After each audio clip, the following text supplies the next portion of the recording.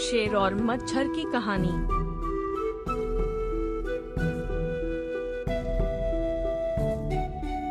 जंगल के राजा शेर को अपनी शक्ति पर बड़ा घमंड था।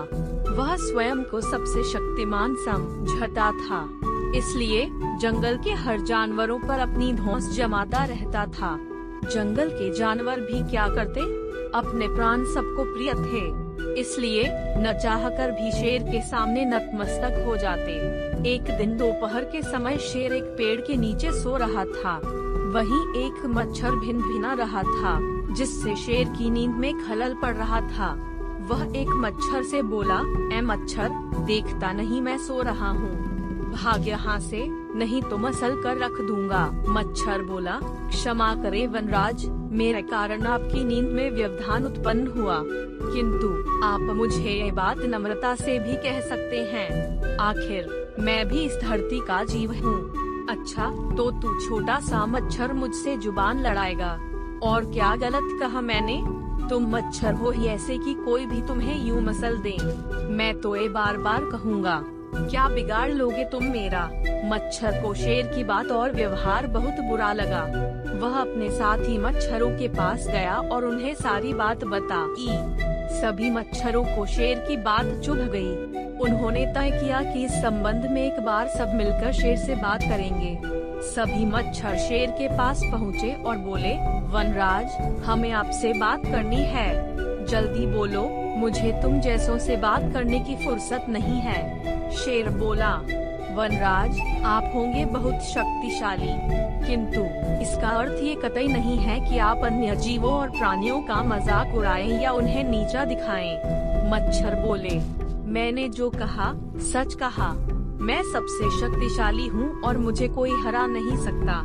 घमंड में चूर शेर गरजा, ऐसा नहीं है, अगर आप शक्तिशाली हैं तो हम में भी इतना सामर्थ्य है कि आवश्यकता पड़ने पर हम किसी का भी सामना कर सकते हैं और उसे हरा सकते हैं। हम आपको भी हरा सकते हैं। मच्छर भी चुप न रहे। यह सुनकर शेर हंसते हुए बोला, तुम लोग मुझे हराओगे? तुम लोगों की इतनी हिम्मत कि मेरे सामने आकर ये बात कहो। मेरी शक्ति का अंदाजा नहीं है तुम्हें, अन्यथा ऐसा कभी नहीं कहते। अभी भी समय है, भाग जाओ यहाँ से, नहीं तो कोई नहीं बचेगा। शेर के घमंड ने मच्छरों को क्रुद्ध कर दिया। उन्होंने ठान लिया कि इस शेर को मजा चखा कर ही रहेंगे। वे सारे एकजुट हुए और शेर पर टूट पड़े। वे जगह जगह उसे काटने लगे। वह दर्द से कराह उठा। इतने सारे मच्छरों का सामना करना उसके बस के बाहर हो गया। वह दर्द से चीखता हुआ वहाँ से भागा, लेकिन मच्छरों ने उसका पीछा नहीं छोड़ा। वह जहाँ भी जाता, वे भी उसके पीछे जाते और उसे काटते।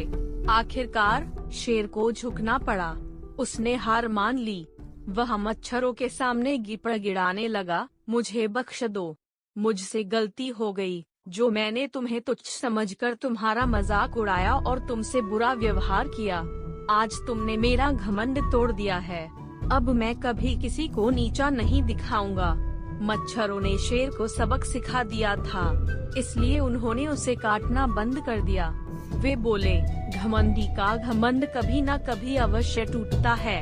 आज तुम्हारा टूटा है।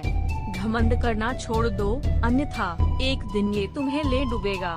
और कभी किसी प्राणी को नीचा मत समझो। हर किसी का अपना सामर्थ्य और शक्ति होती है। शेर तौबा करते हुए वहाँ से भाग गया। शिक्षा, घमंडी का सिर नीचा।